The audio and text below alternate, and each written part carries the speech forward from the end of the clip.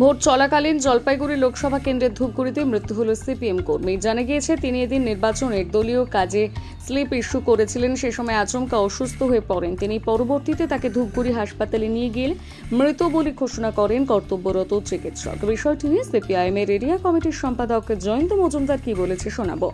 কর্মী মারা গেছে, কি বলবেন?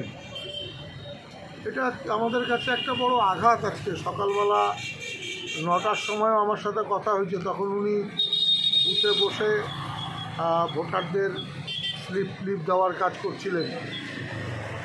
আমি তখন কালীঘাটে 10টা নাগাদ, 1 ঘন্টা পরেই হঠাৎ আমার কাছে খবর গেল যে উনি হঠাৎ করে ওখানে অসুস্থ হয়ে গেছেন, সেন্স হারিয়েছেন এবং হসপিটালে নিয়ে যাওয়ার পরে উনি এক্সপায়ার করে যান।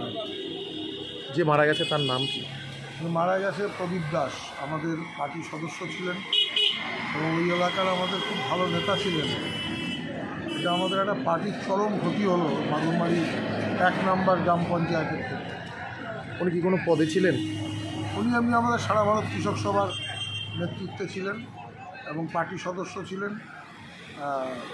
এলাকার ভালো অগ্রণী কমরেড হিসাবেই উনি বিবেচিত ছিলেন।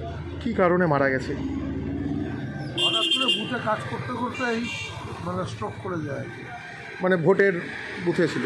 হ্যাঁ, আমাদের ভোটের বুথে বলতে আমাদের যে দলীয় যে বুথ হয় সেই বুথ থেকেই উনি ভোটারদের ভোটার স্লিপ ইস্যু করছিলেন, ওই ভোটার তালিকা দেখে নাম্বার মিলিয়ে দিচ্ছিলেন, এই কাজগুলো করছিলেন।